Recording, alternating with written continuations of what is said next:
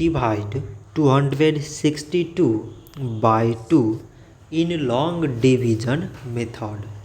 So 2 times 1 means 2. On subtracting we get 0.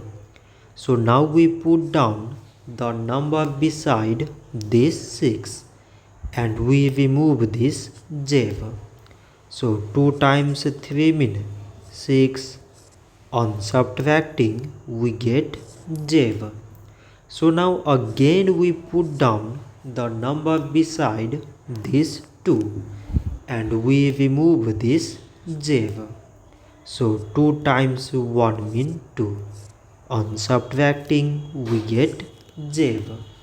So 262 divided by 2 is 131.